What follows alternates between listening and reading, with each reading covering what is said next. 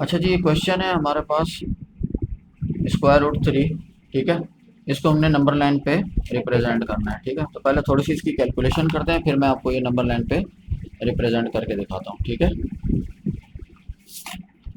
अच्छा जी, सबसे पहले नंबर पे इसको हम करेंगे बाय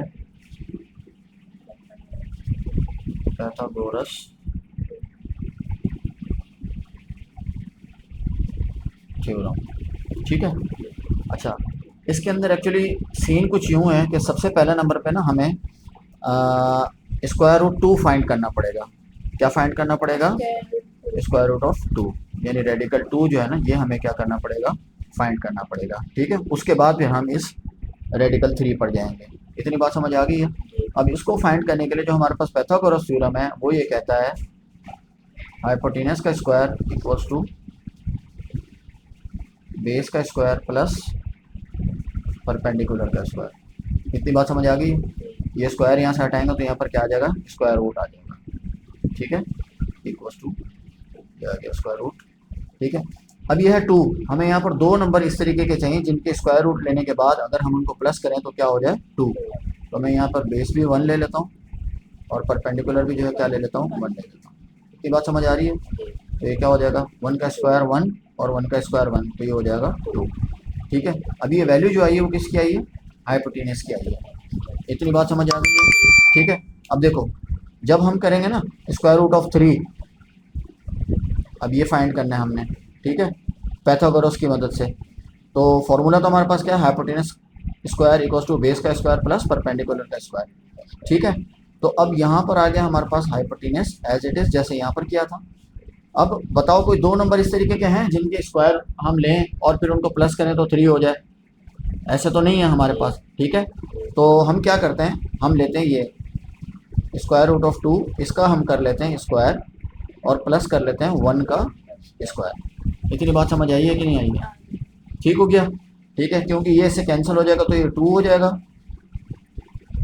और ये वन का स्क्वायर वन होता है, तो ये आ गया हमारे पास स्क्वायर रूट ऑफ थ्री। इतनी बात समझ आई कि स्क्वायर रूट ऑफ थ्री बनेगा कैसे? क्योंकि पहला इशू तो ये था कि ये बनेगा कैसे।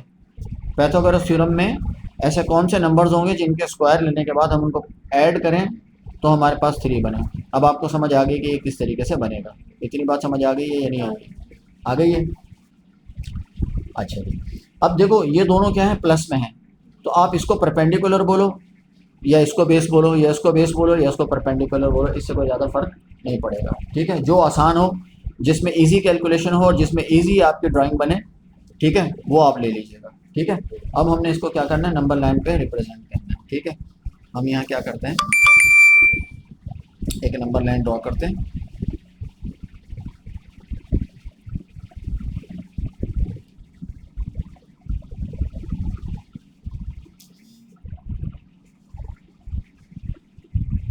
इतनी बात समझ आ गई? अब इसका एक ये वन आ गया यहाँ पर, एक यूनिट, ये दूसरा यूनिट, ये तीसरा यूनिट, ये आ गया चौथा यूनिट, ये पांचवा यूनिट और ये कहाँ गई? ये रहा छठा यूनिट। ठीक है, यहाँ पर एरो, यहाँ पर भी एरो। इतनी बात समझ आ गई है या नहीं आई है? ये जो सेंटर वाला है इसको हम ले लेते हैं ज़ीरो। ठीक है, थोड़ा से नज़र आए इसको मैं डार्क कर देता हूँ। जी भाई, समझ आ रही है बात? ये ज़ीरो हो गया तो ये वन, ये टू, ये थ्री, इस तरफ आएगा minus one, minus two and so on. ये एरो यही शो कर रहे हैं कि भाई ये जा रहा है, ये इस तरफ कंटिन्यू है और ये इस तरफ कंटिन्यू है। इतनी बात समझ आ गई है? ठीक है, ये हमने क्या कर दिया इस तरीके से। अब हम क्या करेंगे, हमें दो वैल्यूज़ यहाँ पे ड्रॉ करनी है, एक ये वाली वैल्यू पहले ड्रॉ करनी है और फिर ये वाली वैल्यू ड्रॉ करनी है, और ये हमारा असल क्वेश्चन ये है। ठीक है, तो अब हम सबसे पहले स्क्वायर रूट ऑफ टू यहाँ पर रिप्रेजेंट करवाते हैं। ठीक है, तो उसके अंदर बेस भी वन है और परपेंडिकुलर भी क्या है? वन है। इतनी बात समझ आ गई है कि नहीं आ गई है? ठीक है, तो देखो ये आ गई बेस, जीरो से लेके वन तक, ये आ गई क्या? बेस। अब परपेंडिकुलर हमको ड्रॉ करना है। ठीक है, तो परपेंडिकुलर ड्रॉ जो हमने करना है वो स्ट्रेट हो, उसके लिए मुझे छोटा सा 90 डिग्री का एंगल बनाना पड़ेगा। तो मैं यहाँ पे छोटा सा जो है वो यहाँ पे 90 डिग्री का एंगल बनाता हूँ। नज़र आ रहा है? देखो 90 डिग्री का, ये आप देख लें कि 90 डिग्री का एंगल इस प्रकार से हम किस तरह बनाएंगे। देखो ये प्रकार की जो नोक है ये हमने रखी वन पर। ठीक है, और यहाँ हम छोटा सा जो है वो क्या करेंगे, इस तरीके से ड्रॉ करेंगे। इतनी बात समझ आ गई? हाँ जी, मुँह से बोलो।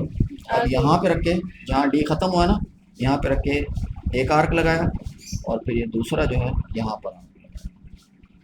ठीक हो गया। फिर यहाँ जहाँ ये कट हो रहे हैं ना दोनों, डी और ये आर्क कट हो रहे हैं, वहाँ से रख के एक कट लगाया हमने और ये दूसरे आर्क पे रखकर दूसरा कट लगाया। ठीक है। अब यहाँ पर हमने कितनी लंबी लाइन ड्रॉ करनी है? 1 यूनिट, क्योंकि ये भी 1 था तो हमने यहाँ पर 1, ये देखो ये 1 आ रहा है। ठीक है। अब ये स्ट्रेट होनी चाहिए यहाँ पर बिल्कुल, ताकि ये 90 डिग्री का एंगल हमारा बने पूरा। देखो यहाँ पर इतनी बात समझ आ गई है? नज़र आ रहा है इसमें? नज़र आ रहा है? हाँ जी। चलो अब इसको हमने क्या करना है, ये जो आर्क है हमारा जहाँ पर ये इंटरसेक्ट हुआ था, इसको हमने इस जीरो के साथ क्या करना है, ज्वाइंट कर देना है। क्या करना है? ज्वाइंट करना है। इतनी बात समझ आ रही? ये हमने इसको ज्वाइंट कर दिया। ठीक है। अच्छा, अब मैं यहाँ से थोड़ा सा काम और कर रहा हूँ कि मैं यहाँ पर थोड़ा सा इस लाइन को क्या कर रहा हूँ, डॉटेड में ना एक्सटेंड कर रहा हूँ। क्यों कर रहा हूँ वो भी पता चल जाएगा। इतनी बात समझ आ गई है? ठीक है। अच्छा जी, अब हमने क्या करना है, हमने √2 को ड्रॉ करना है। अब आप क्या करेंगे, प्रकार के नोक रखेंगे इस जीरो पर और इसको कहाँ तक ओपन करना है, ये जहाँ आपके आर्क एक दूसरे के साथ कट हुए थे यहाँ पर, यहाँ तक हमने इसको ओपन कर लेना है। ठीक है। ये ऐसे, और यहाँ से हमने इसको ड्रॉ करना है इस तरह। बोलो बात समझ आई है कि नहीं आई? अब ये जो पॉइंट आया है ना हमारे पास, ये वाला पॉइंट, ठीक है, ये जो हाइपोटेनस बना है, यह हाइपोटेनस हमारा हो गया क्या, √2। ठीक है। देखो ये 90 डिग्री बना, 90 डिग्री के सामने वाला क्या होता है, √2। 90 डिग्री के सामने वाला हाइपोटेनस, और हाइपोटेनस की वैल्यू क्या है हमारी, √2। ठीक है। और ये हमारा जो यहाँ से लेके यहाँ तक का डिस्टेंस है, ये नंबर लाइन के ऊपर √2 डिस्टेंस है। ठीक है। यहाँ से लेके यहाँ तक जो डिस्टेंस है वो कितना है, √2, √2। इतनी बात समझ आ गई? अब यहाँ से हमने क्या करना है, ये √3 के ऊपर काम शुरू करना है। ठीक है। उसके लिए हमें क्या करना पड़ेगा, उसके लिए हमें ये करना पड़ेगा कि ये जो पॉइंट आया हमारे पास, यहाँ से हमें एक परपेंडिकुलर ड्रॉ करना पड़ेगा। क्या करना पड़ेगा, परपेंडिकुलर ड्रॉ करना पड़ेगा। इतनी बात समझ आ गई है? ठीक है। क्यों करना पड़ेगा अभी बताता हूँ। यहाँ पर हम उसी तरीके से छोटा सा डी बनाते हैं।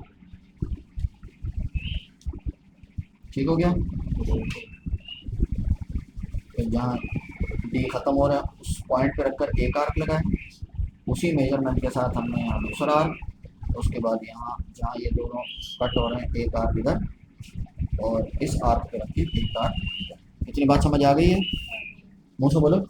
समझ आ गई? अब देखो अगर हम यहाँ पर देखें, ये हमारा क्या था,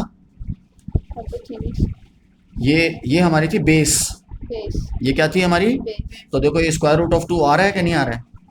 तो ये हमारी बेस होगी। अब हमने परपेंडिकुलर ड्रॉ करना है। कितना करना है? 1। ठीक है। 1 यूनिट हमने करना है। तो ये जनाब इसकी बिल्कुल स्ट्रेट हमने क्या करना है, 1 डिस्टेंस जो है। बोलो बात समझ आ गई है कि नहीं आ गई? बिल्कुल अच्छी तरह। ये √2 हो गया और ये क्या आ गया, 1 आ गया हमारे पास परपेंडिकुलर। ठीक है। अब ये जो पॉइंट आया है, इस पॉइंट को हमने क्या करना है, इस जीरो के साथ ज्वाइंट कर देना है। ठीक है। बोले इतनी बात समझ आ गई है? अब हमने क्या करना है, अब वही काम, प्रकार के नोट रखने अपने जीरो पर और इसको ओपन कराना है। इस ये जो आपका पॉइंट आया था ना यहाँ तक, ट्राइंगल जो बना था। ठीक है। अब यहाँ से आपने क्या करना है, इसको आर्क ड्रॉ करना है। बोलो बात समझ आई है कि? ठीक है। अब ये पॉइंट जो आया आपके पास, ये वाला पॉइंट, ठीक है, ये P1 हो गया और ये P2 हो गया। अब यहाँ इस जीरो से लेके यहाँ तक का जो डिस्टेंस आया है वो क्या होगा, √3। और ये जो हाइपोटेनस हमारा ड्रॉ हुआ है इस 90 डिग्री के सामने, ये डिस्टेंस भी कितना होगा, √3। ठीक है। ये हाइपोटेनस पे डिस्टेंस है और नंबर लाइन पे हमारे डिस्टेंस आ गई ये √3। बात समझ आई कि किस तरीके से बनाना है? पहले √2 ड्रॉ करना है। ठीक है। यहाँ पे कैलकुलेशन में पहले √2 कैलकुलेट करना है, उसको ड्रॉ करना है। ठीक है। फिर √3 को कैलकुलेट करना है और फिर उसको ड्रॉ करना है। बात समझ आ गई है?